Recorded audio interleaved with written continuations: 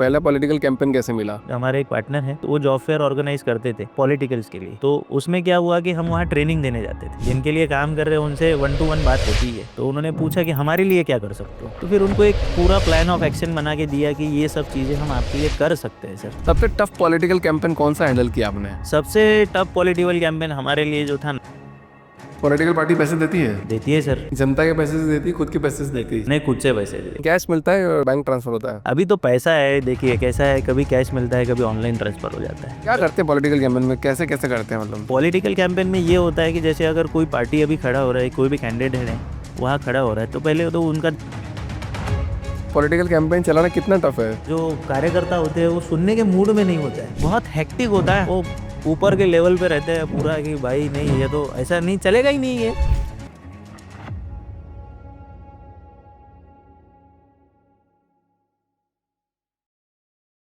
सचिन जी, बहुत बहुत स्वागत है आपका द फाउंडर्स ड्रीम के अंदर सर। कैसे हैं सर आप? हम बहुत बढ़िया अभिषेक जी, आपने हमें ये अपॉर्चुनिटी दिया आपके सामने बैठने के बात करने के लिए। तो इट्स ग्रेटफुल कि आपसे बात करके आज कुछ नया कन्वर्सेशन लाएंगे, लोगों को कुछ इंट्रोड्यूस करेंगे नई चीज़ें। करेक्ट, फाउंडर्स ड्रीम का मकसद यही है कि सारे फाउंडर्स को बाहर निकाले पहले तो, कि वो करते क्या हैं। और आप जो काम करते हैं वो तो एक तरह से जो देश चला रहे हैं उनके लिए आप काम करते हैं।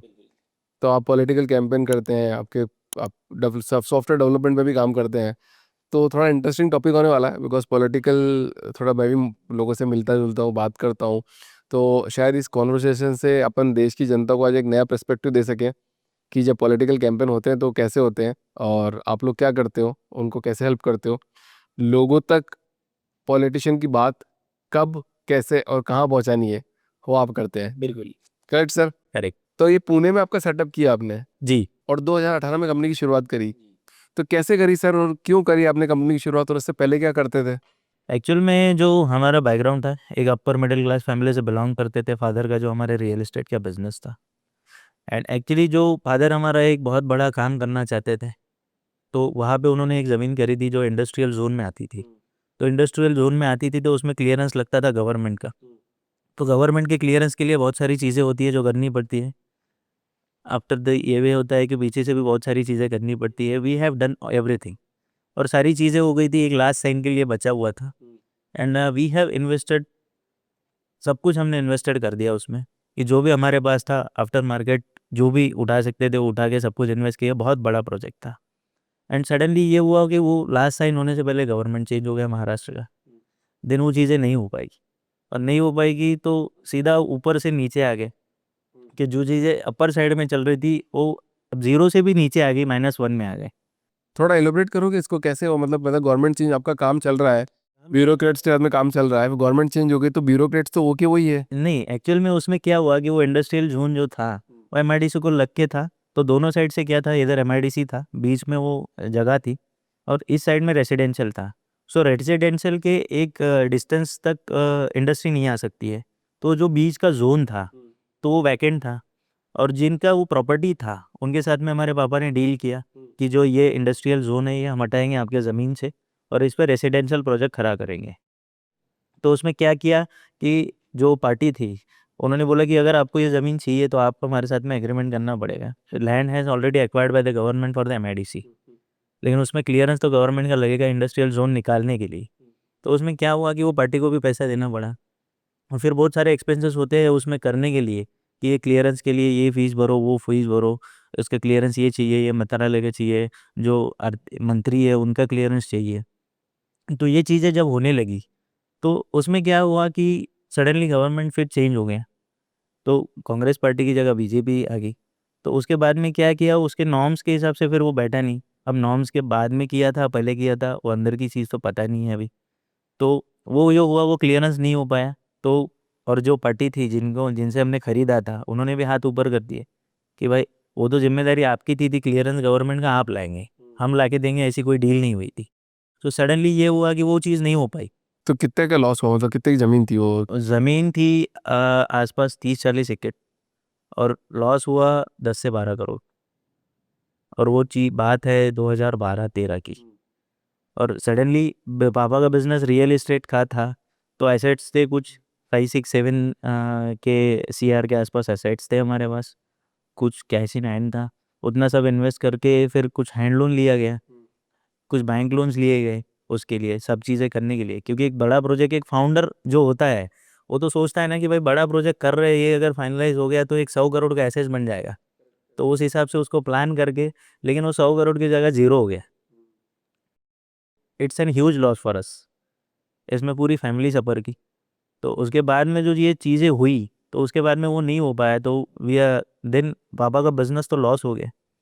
तो उसके बाद में वो चीज़ें नहीं हो पाई, तो sir we are searching for the another work and real sir estate. मेरे को ये बताओ ना सर कि जैसे सचिन जी, जब ये ऐसा लॉस हो रहा होता है, इतना बड़ा लॉस है, फैमिली कैसे, मतलब आप लोग क्या बात करते थे आपस में कि कैसे उससे निकलेंगे? क्योंकि शायद आपके इस कॉन्वर्सेशन से बहुत लोग भी बाहर निकल जाए, क्या पता बहुत लोग, क्योंकि ऐसी चीज़ें होती रहती है, क्योंकि बहुत सारे बिजनेस वर्ल्ड में है। तो फैमिली क्या बात करती है, कैसे उससे बाहर निकलना है, आप लोगों ने कैसे माइंडसेट शिफ्ट किया? एक्चुअल में क्या हुआ कि इतना बड़ा लॉस होने के बाद क्या होता था ना कि सडनली तो चेंजेस नहीं आते। लॉस होने के बाद कुछ टाइम स्पैम होता है, 6 महीने 12 महीने का, उसमें कुछ ना कुछ चलते रहता है। क्योंकि क्या है, जिससे आपने बैंक लोन भी लिया होगा या फिर हैंड लोन भी लिया होगा, दे आर नोन। तो वो क्या करते हैं, आपको एक टाइम तक परेशान नहीं करेंगे, लेकिन एक टाइम लिमिट ख़त्म हो जाने के बाद जो स्ट्रेस है वो बढ़ते जाता है। क्योंकि इनकम तो पूरा स्टॉप हो गया है, लोगों का पैसा तो देना है, पैसे के लिए तो कोई रुकेगा नहीं आज की दुनिया में। उस टाइम में रुक जाता था, लेकिन आज के टाइम में तो कोई भी नहीं रुकेगा। थोड़ा बहुत टाइम मिल जाता था, 1-2 महीने, अब तो नहीं रुकेगा। अब तो 2 दिन भी नहीं देगा कोई।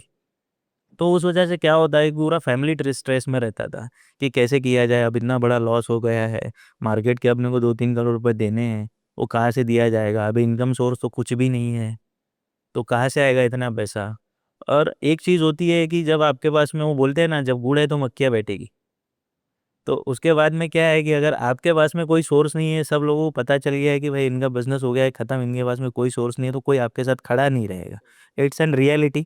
आपको अकेले को स्टैंड करके ही जो चीज़ें मैनेज करनी है वो मैनेज करनी पड़ेगी। तो फिर उसमें हमने ये किए कि जो एसेट्स थे, हमारे गाँव की ज़मीन थी और जो हमारा घर था, फिर हमने एवरी सिंगल चीज़ जो है हमारी, सारा बेच दिया हमने। घर बेच दिया, गाँव की ज़मीन बेच दी, कार बेच दी, बाइक बेच दी। ऐसा मान के चलिए कि बाइक तक नहीं थी हमारे पास चलाने के लिए। जब हम ट्यूशन जाते थे तो कार में जाते थे एक टाइम में, बाद में ऐसा फ़ेज़ आया है भाई, इंजीनियर बन गए और बाइक तक नहीं है, पैदल घूमना पड़ रहा है। फिर उस टाइम में हम कुछ दिन के लिए पुणे चले गए। तो पुणे चले गए तो वहाँ जॉब खोजने लगे।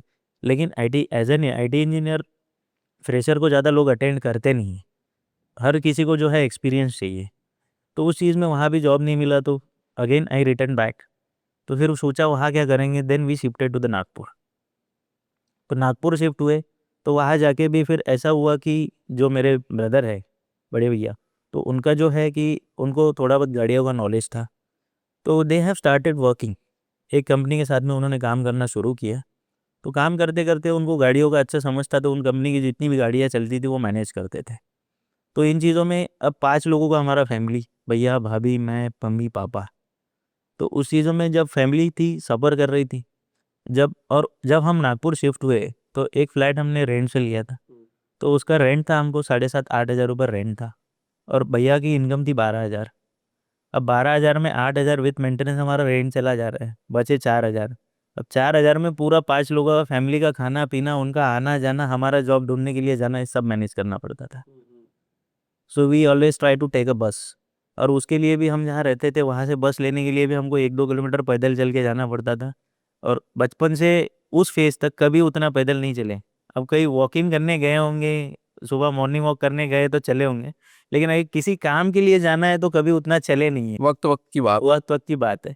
लेकिन स्टिल चलते-चलते भी सोचते थे कि भाई ये सब हो गया, चलो लेट इट बी, हो गया। अब जो हो गया वो हो गया। अब स्ट्रेस में बहुत सारे लोग गलत डिसीज़न ले लेते हैं कि भाई इतना बड़ा है, अब इतना कर्जा हो गया है, कैसे निपटाएँगे? लोग तो देखिए, लोग परेशान ज़रूर करेंगे, मारेंगे तो नहीं। आप टाइम निकालना आपको बहुत ज़रूरी है, और टाइम हमेशा सेम नहीं रहेगा, टाइम बदलेगा। वो दिन आएगा जब फ़ेज़ चेंज होगा, बट इट डिपेंड्स कि आप क्या कर रहे हैं। कि आप अंदर से कितना डिमोटिवेटेड अगर आप है कि भाई ये चीज़ नहीं हो सकती, तो कभी नहीं होगी वो। यूनिवर्स भी कभी सपोर्ट नहीं करेगा आपको।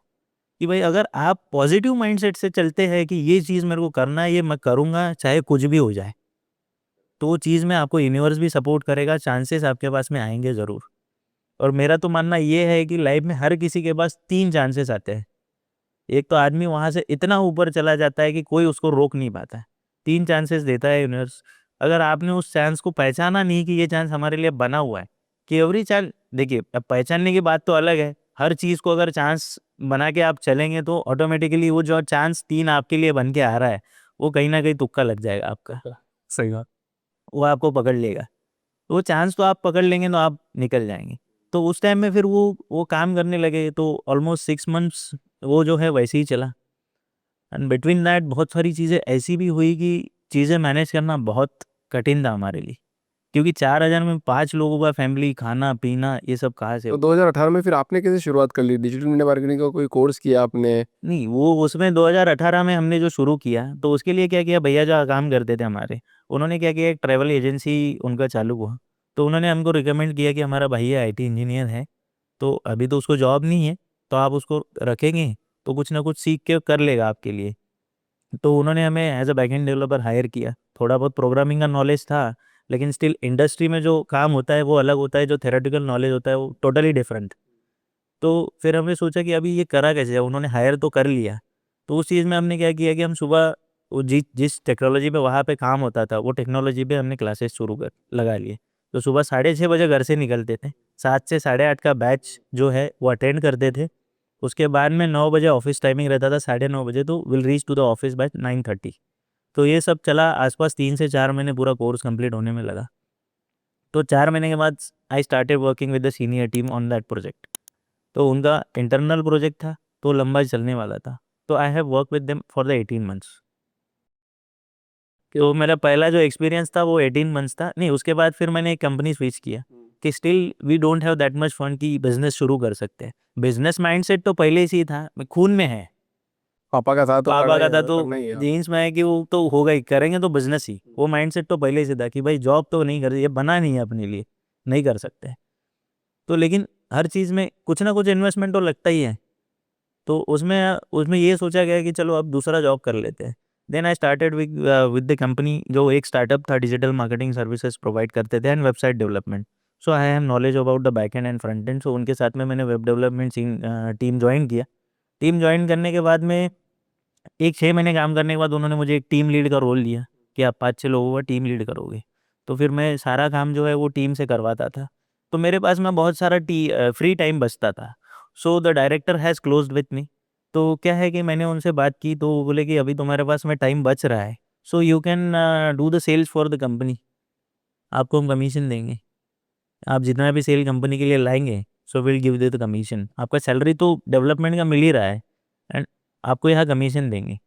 तो सोचा चलो ठीक है। वहाँ पे हमारे साथ में हेमंत भाटी करके बहुत अच्छे सेल्स हेड थे एंड आई बहुत अच्छा उनके साथ में मेरा बॉन्डिंग था। तो एक 2-4 दिन उनके साथ में बैठ के मैंने पूरा सेल्स देख लिया कैसे होता है, और उनका भी एक टारगेट होता था।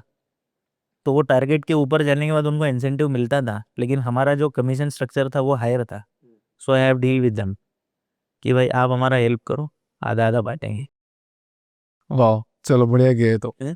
तो उसमें फिर कुछ पैसा जमा हो गया और सारी चीज़ें फिर वो हो गई। डिजिटल मार्केटिंग नहीं आता था तो डायरेक्टर खुद करते थे, तो उन्होंने सिखा दिया कि भाई ये चीज़ ऐसे करते हैं क्लाइंट के लिए, ये चीज़ ऐसे करते हैं, फेसबुक ऐड ऐसे रन करते हैं, गूगल मैप बिज़नेस प्रोफाइल ऐसा मैनेज करते हैं। तो सारी चीज़ें हमने वहाँ भी सीख ली। तो वहाँ सीख के फिर सडनली वो जो कंपनी का जो डायरेक्टर है उनका कुछ प्रॉब्लम हो गया, तो उन्होंने ले ऑफ कर दिया। तो ले ऑफ कर दिया तो फिर अच्छा खासा अमाउंट तो जमा हो गया था अभी, तो करेंगे क्या? तो बोले चलो खुद का कंपनी खोल लेते हैं।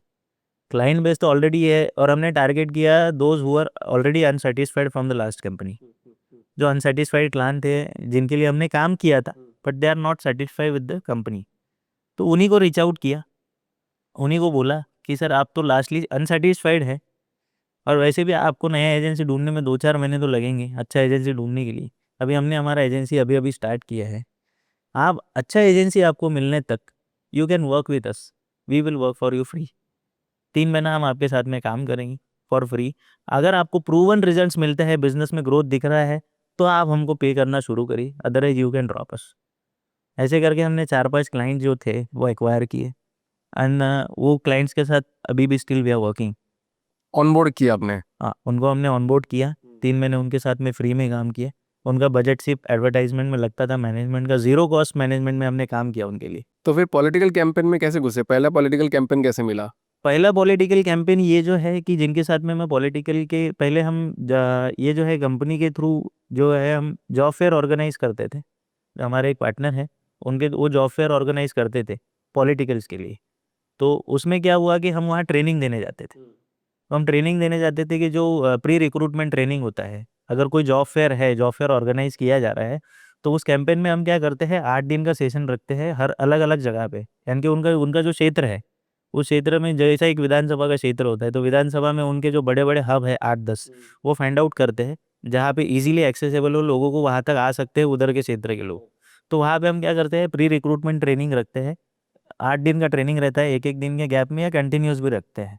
तो उस चीज़ में क्या होता है, हम खुद जाके वहाँ ट्रेनिंग देते हैं कि भाई इंटरव्यू कैसे देना चाहिए, रिक्रूटमेंटर के सामने कैसा बैठना चाहिए, वो क्या क्वेश्चन पूछेंगे, क्या आपको उनको बताना चाहिए, क्या स्किल सेट पे बात करना चाहिए, सैलरी के लिए कैसा बात करना चाहिए, नेगोशिएशन कैसा होता है, कैसा वियर करके जाना चाहिए इंटरव्यूअर के सामने। ये सारी चीज़ें हम उनके क्या करते हैं, प्री रिक्रूटमेंट ट्रेनिंग में सिखाते हैं। तो वो ट्रेनिंग में हम जाते-जाते फिर बहुत सारे पॉलिटिकल जो है कनेक्शंस बन गए। तो उनके साथ में फिर काम करते-करते पहला कैंपेन जो हमें मिला था, जो शिवसेना के संदीप गिरे करके है चंद्रपुर के, उनका हमें पॉलिटिकल कैंपेन पहला मिला था। तो उनके ट्रेनिंग में 8 दिन हमने ट्रेनिंग दी थी। तो उन्होंने पूछा, ऐसी बात तो होती है, जिनके लिए काम कर रहे हैं उनसे 1 टू 1 बात होती है। तो उन्होंने पूछा कि भाई इसके अलावा भी क्या करते हैं? तो उनको बोला कि सर हम परफॉर्मेंस मार्केटिंग, डिजिटल मार्केटिंग भी करते हैं। तो उन्होंने पूछा कि हमारे लिए क्या कर सकते हो? तो फिर उनको एक पूरा प्लान ऑफ एक्शन बना के दिया कि ये सब चीज़ें हम आपके लिए कर सकते हैं सर। तो उन्होंने बोला कि एक सैंपल दीजिए, 8-10 दिन हमारा चला के दिखाइए। इस तरह से पॉलिटिकल में एंट्री हुआ, और एक बार एंट्री हो जाता है तो उसी के रेफरेंस से बहुत सारी चीज़ें मिलना शुरू हो जाता है। पॉलिटिकल पार्टी पैसे देती है? देती है सर। जनता के पैसे से देती, खुद के पैसे से नहीं, खुद देती? से पैसे दे। सही से बता रहा, टेंडर पास करवाती है या नहीं, टेंडर नहीं रहता है।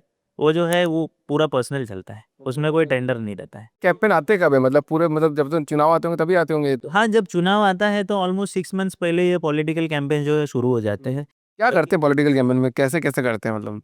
पॉलिटिकल कैंपेन में ये होता है कि जैसे अगर कोई पार्टी अभी खड़ा हो रहा है, कोई भी कैंडिडेट है, वहाँ खड़ा हो रहा है, तो पहले तो उनका देखते हैं कि वो उस क्षेत्र में कितने साल से काम कर रहे हैं, उन्होंने क्या-क्या सर्विसेज़ वहाँ दी हुई है, लोगों के लिए क्या-क्या किया है, और कौन-सी चीज़ें वहाँ के लोगों के लिए अभी बची हुई है करने के लिए। तो फिर उसमें कैसा है, फॉर एन एग्ज़ाम्पल अगर आपको बताया जाए कि जैसे हमने वहीं पे काम किया था चंद्रपुर में, तो वहाँ पे हमने क्या किया था कि एक प्लान ऑफ एक्शन बनाया था कि अभी जो आमदार होता है, जो खड़ा होने वाला कैंडिडेट होता है, वो हर आदमी के पास में नहीं पहुँच सकता है। तो लोगों के लिए उसके साथ में पर्सनल टच लाने के लिए, और वो उन लोगों की प्रॉब्लम कैसे समझ सकता है, उसके लिए हमने क्या किया था, एक एक्शन सिस्टम बनाया था। अब बहुत सारे कार्यकर्ता होते हैं पार्टी के, हर गाँव में होते हैं। तो उनको यही बताया था हमने कि हर गाँव के कार्यकर्ता के पास पूरे गाँव के नंबर होते हैं। तो उनको यही बताया था कि जो कार्यकर्ता है, जो आपके ये है, अरे जो अपन इसको ये बोल सकते हैं कि जो एकदम विश्वासु लोग हैं, उनको आप पकड़िए, सबको एक जगह बुलाइए, हम उनके साथ में मीटिंग करेंगे। बात आप ही करेंगे, हम उनको सिर्फ बताएँगे, आप शुरू कर दीजिए, ख़त्म हम करेंगे, क्या करना है। तो उनको हमने ये बताया कि जैसे अभी आप लोग हैं, तो रीच आउट करने का सबसे अच्छा तरीका आज के युग में जो है व्हाट्सएप है। हर कोई दिन भर चालू रहता है उसका। तो और व्हाट्सएप के लोग मैसेज इग्नोर नहीं करते। टेक्स्ट मैसेज जो है भेजते हैं लोग पॉलिटिकल्स में, लेकिन वो दैट्स नॉट इम्पैक्टफुल नहीं होता है, बट स्टिल करना पड़ता है सब कुछ। तो व्हाट्सएप पे हमने क्या किया कि उन लोगों के लिए हमने क्या किया, सब जो उनके कार्यकर्ता थे उनको बुलाया एक जगह। उनको बोला कि भाई आप लोग अपने-अपने गाँव में जाएँगे, जो है उस पर आप एक ग्रुप बनाएँगे, वहाँ रखेंगे आप, अब मराठी में उसको बोलते हैं कि समस्या निवारण। एक समस्या निवारण का ग्रुप बनाएँगे, और पूरे गाँव के हर घर में जितने लोग हैं, सबके व्हाट्सएप नंबर से उनको बोलेंगे, सब घर-घर जाके करेंगे। जाओ स्कैनर दो, बोलो जॉइन कर लो भाई, कुछ भी प्रॉब्लम होगा इसमें डालना। जो भी आपका समस्या, सजेशन जो भी आपको देने हैं कि हमको ये चाहिए, आप इसमें डालना। ये हमने किया हर गाँव में, उनके क्षेत्र में जितने भी गाँव थे, हर गाँव में ये व्हाट्सएप ग्रुप हमने बनाए, और जितने भी फिर एडमिन्स थे वो ग्रुप के, उनका एक अलग ग्रुप बनाया, वो अपर साइड एडमिन में। उसमें जो कैंडिडेट है वो भी थे, और उनके पीए। तो पीए क्या करते थे, उस ग्रुप से जितनी भी समस्या आती थी तो उनको बोल के रखा था कि जो एकदम ये लगता है कि ये बहुत इंपॉर्टेंट है, अभी करना चाहिए, इस पे एक्शन होना चाहिए, तो ये वाली समस्या आप आगे वाले ग्रुप में फॉरवर्ड करेंगे, और जो कैंडिडेट है उस पे स्पेशली ध्यान देंगे कि ये चीज़ कहाँ से कराया जा सकता है। तो कहाँ से कराया जा सकता है, अगर वो चीज़ सॉर्ट हो गया, तो वो सॉर्ट होने के बाद क्या कर सकते हैं कि इस गाँव के लिए इन कैंडिडेट ने ये काम किया। सारे ग्रुप में सर्कुलेट कर देते थे कि भाई उस गांव के लिए इन्होंने ये काम कर दिया, इनका ये प्रॉब्लम था, सॉर्ट हो गया। तो क्या हो जाता है कि एक जगह का काम होने से हर गांव में मार्केटिंग हो गया। तो कैंडिडेट जीते फिर? नहीं, एक्चुअली क्या हुआ कि उनका जो वहाँ का रिजर्व था, तो अब शिवसेना और इस साल तो साथ में लड़ी थी, तो उनको टिकट नहीं मिला, कांग्रेस को टिकट मिला। कितना टफ है पॉलिटिकल कैंपेन चलाना, कितना टफ है? टफ बहुत हेक्टिक होता है हर चीज में। कैसा है ना, हर लोगों के पास पहुंचना, बात करना, और जो कार्यकर्ता होते हैं वो सुनने के मूड में नहीं होता है। वो ऊपर के लेवल पे रहते हैं पूरा कि भाई नहीं, ये तो ऐसा नहीं चलेगा ही नहीं, ये काम नहीं करेगा, आप कुछ भी बता रहे हैं, ऐसा थोड़ी ना होता है, ये ऐसा नहीं, ऐसा करिए तो आप। क्योंकि वहाँ क्या होता है ना, 100 लोग होते हैं सजेशन देने के लिए, हर कोई आएगा अपना सजेशन देगा। अरे सर ये काम नहीं करेगा, ये हमारे गांव में नहीं चलता है सर, कोई नहीं सुनेगा, ये कौन करता है सर आजकल, ये इधर तो लोगों को पार्टी वार्टी चाहिए, ये कौन करेगा सर, ये सब चलता है। तो मैं मैनेज करना पड़ता है हर किसी के टोन के हिसाब से, हर आदमी के बिहेवियर के सबसे हिसाब टफ से। पॉलिटिकल कैंपेन कौन सा हैंडल किया आपने? सबसे टफ पॉलिटिकल कैंपेन हमारे लिए जो था नागपुर का ही था। हमने अवंतिका ताई लेकरवाई के लिए किया था। उसमें क्या हुआ कि वहाँ पे बहुत टफ फाइट था, कांग्रेस के लिए ही था। और कांग्रेस के लिए क्या है ना, वहाँ पे बहुत सारे दिग्गज थे कि जिनको टिकट भाई मिलेगा तो मिलेगा ही से। अब मिलने वाला टिकट जो था कि उसमें ये था कि इतनी सारी चीज़ें करनी पड़ती है उनके लिए, क्योंकि आगे भी पहुंचाना पड़ता है ना कि भाई ये जो कैंडिडेट जिसको हम टिकट दे रहे हैं वो ग्राउंड लेवल पे क्या करता है, लोगों के लिए क्या कर रहा है, क्या नहीं कर रहा है, उसके पास में कनेक्शन कितने हैं, लोग उसको कितना मानते हैं, लोगों के लिए कितना काम करता है, क्या प्रॉब्लम सॉर्ट आउट किए हैं, या फिर लोगों के लिए काम करते हैं नहीं करते, ये सारी चीज़ें ऊपर से पार्टी देखती है।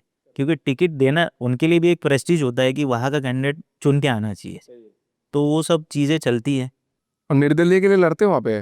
निर्दलीय के लिए करते हो, जो मतलब जो कोई पार्टी से नहीं लड़ता है? नहीं, एक्चुअली वो क्या करते हैं कि उनके लिए भी हम अप्रोच करते हैं, लेकिन वो चीज़ों में वो उतना ध्यान नहीं देते हैं। एट टर्म्स ऑफ द क्या है कि फंड्स का भी एक बोल सकते हैं कि इन सब चीज़ों में बहुत फंड्स खर्चा होता है। क्या टीम लगता है?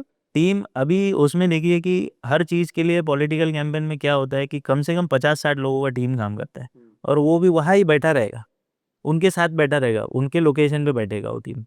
अपने यहाँ से काम नहीं करेगा, क्योंकि यहाँ से काम करेगा तो वो कन्वर्सेशन और कम्युनिकेशन जो है वो पूरा गैप आ जाएगा, नहीं हो पाएगा। जैसे बीजेपी की समीर कुनावर जी है, उनके लिए किया था हमने अभी इसी चुनाव में। इसी चुनाव में किया? हाँ, जीते भी हैं। मैं बता रहा हूँ, अपनी आवाज़ आप जो इस पॉडकास्ट में जो बात कर रहे हो ना, वो मतलब हर एक बंदे के पास पहुंच जाती है। अभी तो पैसा है, देखिए कैसा है, कभी कैश मिलता है, कभी ऑनलाइन ट्रांसफर हो जाता है, इट डिपेंड्स।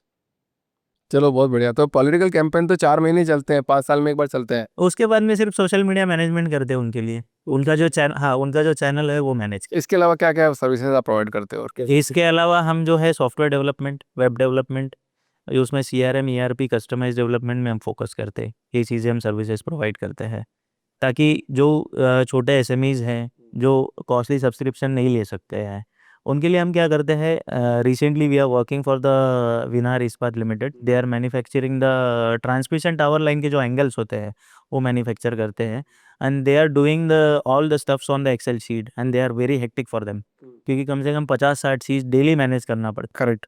तो हर चीज़ के लिए अपडेट करना, यहाँ से एंट्री वहाँ ले जाना बहुत हेक्टिक होता है। तो उसमें क्या किया है कि दे सजेस्टेड अस कि भाई ये देखो, ये सब हमारा जो है एक्सेल शीट पे अभी पूरा बिजनेस चल रहा है, तो इसको कैसे किया जा सकता है। तो फिर we are designing the CRM for them. अच्छा, कस्टमाइज सीआरएम बना रहे हो?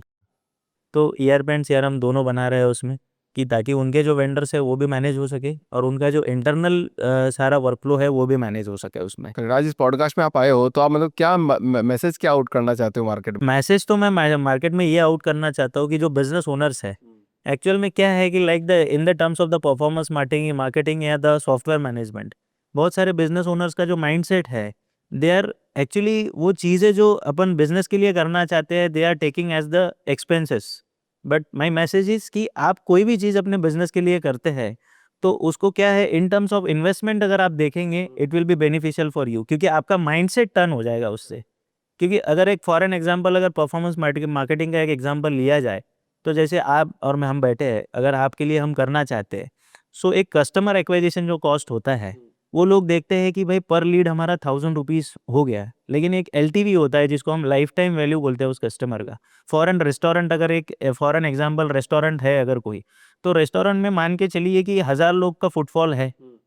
अगर फुटफॉल 1000 पीपल का है, वहाँ पे एक महीने में 1000 लोग आते हैं, तो अगर मान के चलिए कि 1000 को अपन मार्केटिंग से 2000 तक लेके जाते हैं, और वो 2000 लोग लेने के लिए अपने पास आसपास मान के चलिए कि 1000 लोगों के पीछे आपका 10 लाख 12 लाख खर्चा हो गया, तो अप्रोक्सीमेटली 8-10 500-700 रुपये का आपको ये फुटफॉल पड़ेगा, एक अप्रॉक्स बता रहा हूँ।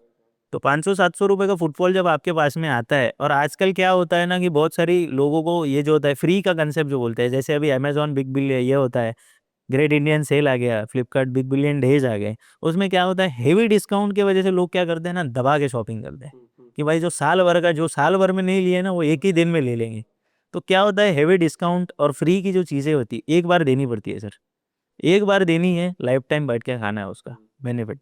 तो हम भी यही सजेस्ट करते हैं, क्योंकि बहुत सारे लोगों को कन्वर्ट करने में ना बहुत ये चीज़ें उनके दिमाग में डालने के लिए उनको लगता है कि भाई ये हमारा नुकसान हो रहा है कि हम फ्री में लोगों को दे रहे हैं, बट इट्स एन इन्वेस्टमेंट, ये भी एक मार्केटिंग का पार्ट है। अगर मान के चलिए कि कोई रेस्टोरेंट है, रेस्टोरेंट के लिए अपन ने मार्केटिंग किया, फुटफॉल 1000 से 2000 हो गया, और उसके लिए आप अगर उनको कॉफ़ी एक फ्री दे रहे हैं, कितना ही खर्चा होगा आपका, 50-70 रुपये का कॉफ़ी। अगर वो आ रहे हैं कॉफ़ी पीने के लिए, if they like your ambience, your service, तो अगर वो कॉफ़ी एक बार पी के गया, आपको कॉफ़ी उसका पसंद आया, तो आप क्या करेंगे, हर बार अगर आपको कोई मीटिंग करना है, कुछ करना है, तो वही जाएँगे। आपको एम्बियंस पसंद आया, सब कुछ आ गया, किसी को लेके भी जाना है तो आप लेके जाएँगे। यू रिकमेंड मी, हम दोनों गए वहाँ मीटिंग करने के लिए, बैठे 2 कॉफ़ी पिया, 70 रुपए तो खर्चा हुआ था, लेकिन सिर्फ़ कॉफ़ी तो पिएगा नहीं, स्नैक्स भी मँगाएगा। और वो 1000 में से 100 लोग, तो 2000 में से 100 लोग तो ऐसे रहेंगे जो साल, 2 साल, 4 साल, 5 साल कंटिन्यूअस आपके पास में आए। तो अभी आपकी एक्सपर्टीज किस में, किस मतलब किस कैटेगरी में सबसे ज़्यादा है? देखिए, हम जो है मैक्सिमम वर्क जो है real estate and health care and educational जो लोग होते हैं लाइक कोचेस, उनके साथ में काम करते हैं, उसी में हमारी एक्सपर्टीज़ है। और रेस्टोरेंट्स के लिए भी बहुत सारे काम हम करते हैं, क्योंकि जो हमारी स्ट्रैटेजीज़ होती है उसपे हम रियलिस्टिक बात करते हैं कि सर ये चीज़ जो है इस तरह से चलेगी, पेन पेपर लेके सब कुछ उनको समझाएँगे कि इतना खर्चा होगा, इस तरह से होगा, रिज़ल्ट्स। और बहुत सारे बिज़नेस ओनर का क्या है कि स्टार्टअप करने के बाद वो बोलते हैं ना कि दुकान लगाया तो धंधा तुरंत होना चाहिए। वो चीज़ों का लोगों का, फाउंडर्स का वो एक्सपेक्टेशन होता है। तो क्या होता है क्या वास्तव नहीं होता है सर, कैसे होगा? पॉसिबल नहीं है, आप भी एक फाउंडर है, हम भी एक फाउंडर है सर। नहीं होता है ना, चीज़ें बिल्ड करने में टाइम तो लगेगा। अगर आपका फेस वैल्यू नहीं है, आपको कोई जानता ही नहीं है, तो आपके साथ में काम करना नहीं चाहेगा। उसके लिए फिर कुछ ना कुछ तिकड़म भिड़ाना पड़ेगा कि आपके पास में लोग आए, तो उसके लिए फिर फ्री में काम कर दो, उनको सर्विस दे दो, या फिर कुछ लीड्स लाने के भी लिए बहुत सारी चीज़ें होती है। तो जो लोग जो जो मार्केट में जो पैसा स्पेंड कर रहे हैं उनको क्या देखना चाहिए मार्केटिंग एजेंसी के अंदर?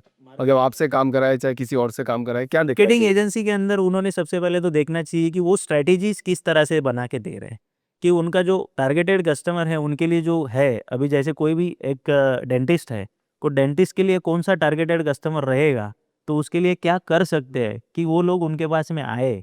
तो उसके लिए एक पूरा प्लान ऑफ एक्शन होना चाहिए, एजेंसी ने पहले देना चाहिए। एजेंसी पहले देगी वो। हाँ, एजेंसी ने पहले देना चाहिए। देखिए कैसा है, as an professional health care, उनके पास में अगर वो उनको पता होता है कि क्या स्ट्रैटेजीज़ अप्लाई किया जाए, मोस्ट ऑफ द एजेंसी यही गलती करती है कि उनसे पूछती है कि सर आप क्या-क्या करना चाहते हैं? अब उनको उतना पता होता है तो भाई वो खुद नहीं मार्केटिंग करते। अच्छा, कितना आरओआई आता है, मतलब मान लो कोई भी, मतलब अच्छे से अच्छा आरओआई क्या होता है, एवरेज लेके चलते हैं, एवरेज 2 से एक्सेप्शन 3% जो है ना सर, वो अच्छा आरओआई है। बिज़नेस आपको अच्छा देखे, मतलब 1 लाख रुपए लगाया तो 3 लाख रुपए का रिजल्ट आ जाएगा रिजल्ट आ जाएगा, बस। और वो 2 से 3% के आरओआई से ही कंसिडरेशन करके चलेंगे, तो ही आपका माइंडसेट सेट रहेगा। क्योंकि मोस्ट ऑफ द एजेंसीज़ क्या होती है कि एक आध बार क्या हो जाता है ना सर, कोई-कोई एक्सेप्शनल केस होता है कि उसमें क्या होता है 8-10% आरओआई आ जाता है 1 आध महीने में, लेकिन वो कंसिस्टेंट नहीं होता है, और वही को उसी को पकड़ के एजेंसीज़ क्या करती है, पिच करती है कि हमने इसके लिए 8% आरओआई लाया, 10% आरओआई लाया। लेकिन जब अपन किसी को पिच कर रहे हैं, एज़ एन फाउंडर या डिजिटल मार्केटिंग एजेंसी किसी को पिच कर रहे हैं, तो आगे वाले से जब अपन सर्विसेज ले रहे हैं तो उनका माइंडसेट तो फिट है कि भाई ये बंदा जो है मेरे लिए 8 से 10% का आरओआई लेके आएगा। रियलिस्टिक बात करो, रियलिस्टिक रिजल्ट्स जो दे सकते हो उतना ही पिच करो, ये मेरा बोलना है। क्योंकि क्या है इसमें फिर क्या हो जाता है ना सर, फेक कमिटमेंट वाला सीन हो जाता है, और हर एजेंसी को पता है सर 8 से 10% कोई आरओआई नहीं आता ही नहीं है, नहीं आता है, मैं इसलिए आपसे पूछ रहा हूँ। नहीं आता है। 2% हम तो खुद के लिए 2% मान के चलते, एवरेज हम 2 से 3% किसी को भी बोलते हैं तो बोलते हैं भाई 2 से 3% आएगा, उसके ऊपर जाएगा तुम्हारा और हमारा नसीब। तो आपने फंडिंग वंडिंग नहीं उठाई मतलब? नहीं, फंडिंग नहीं होता है। क्यों, मतलब ऐसा लगा कि किसी को इन्वॉल्व करना है, नहीं करना है? नहीं, फंडिंग का कैसा है कि फंड्स के लिए पहले ही झेल चुके थे लाइफ में कि क्या होता है। सो ये तो डिसाइडेड था, we are do it on your own, बस जो भी करना है भाई खुद करेंगे। और सपोर्ट के लिए हमारे बड़े भाई है, हमेशा सपोर्ट करते रहते हैं। कुछ फंड्स का भी इशू होता है तो मैनेज कर लेते हैं। कोई मतलब जैसे मान लो अगर किसी के पास आज 10 लाख रुपए है, तो क्या वो कंपनी स्टार्ट कर सकता है अपनी 10 लाख में और कैंपेन स्टार्ट कर सकता है? बिल्कुल कर सकता है, लेकिन सबसे पहले कंपनी स्टार्ट करने से पहले मैं एक चीज़ जो पर्सनल मेरा ही वे है कि अगर कोई भी एक फाउंडर बनना चाहता है, तो जिस चीज़ का वो कंपनी स्टार्ट कर रहा है तो उसको एटलीस्ट 2-3 साल उस इंडस्ट्री में काम करना चाहिए। करना चाहिए। करना चाहिए, क्योंकि क्या होता है कि जब कंपनी एज एन सॉफ्टवेयर या डिजिटल मार्केटिंग कंपनी, अगर मैंने एक कंपनी शुरू कर दिया लेकिन वो चीज़ें मेरे को ही पता ही नहीं है कि वो होती कैसे है, then we are expecting from the team, क्योंकि उसका इंटरनल जो सिस्टम है वो कैसे चलता है वी डोंट नो। अपने को खुद को ही नहीं पता है तो भाई टीम के साथ कम्युनिकेट करके वो चीज़ें एक्टिव हो जाएगी कि मैच नहीं कर पाएगा कम्युनिकेशन, जो फाउंडर का एंड टीम का कम्युनिकेशन है वो मैच नहीं कर पाएगा, क्योंकि वो रियलिस्टिक बात करेंगे, आप अज्यूम करके चलेंगे कि भाई ये तो ऐसा हो जाना चाहिए था, मार्केटिंग कर रहे हैं, लेकिन वो जो है ही नहीं, रियलिस्टिक ही नहीं है, तो कहाँ से होगा वो चीज़ें। तो इसलिए उस इंडस्ट्री में अगर आपको फाउंडर बनना है, कोई भी कंपनी स्टार्ट करना है, तो आप क्या करिए कि पहले उस चीज़ का एक्सपीरियंस करिए कि ये चीज़ें एक्चुअल में होती कैसे है, किन लोगों के लिए किस तरह से काम किया जाता है, क्या प्राइस पॉइंट पे क्लोज़ कर सकते हैं। ये चीज़ें आपको पता रहेगी तो देन इट विल वर्क्स, क्योंकि टीम के साथ में बहुत अच्छा कम्युनिकेशन आपका रहेगा। कर कोई आप मार्केटिंग कैंपेन का कोई स्टोरी बताओ ना, जो आपने रन किया हो, उसमें एक अच्छा रिजल्ट आया हो और आप उसको मतलब आपने कुछ स्ट्रेटेजी बनाई हो उसमें। जैसे अभी हमारा एक एजुकेशन का ये स्वप्निल तुरस्कर करके हमारे एक क्लाइंट है, बैंकिंग के कोर्स ऑनलाइन करते हैं, वो ऑफलाइन करते थे पहले, एक 50-100 बच्चे का, इट्स एन गुड कोच। तो 50-100 बच्चे का जो है कि वो पहले ऑफलाइन बैच लेते थे, देयर आर सम लिमिटेशंस कि 50-100 बच्चे बिठा सकते हैं आप, और वो क्या है साल-साल भर बैच चलता है, तो रेवेन्यू ग्रोथ जो है वहाँ रुक जाता है कि एक कोई भी ऑफलाइन बिज़नेस हो, अगर वो सिटिंग कैपेसिटी के ऊपर चला गया तो बात खत्म, क्योंकि उसके ऊपर तो फिर आपको नया ऑफिस लेना, नई जगह सिटिंग कराना, नया फिर वो बहुत हेक्टिक हो जाएगा और उतना चीज़ें मैनेज भी नहीं होता है शुरू के लेवल में।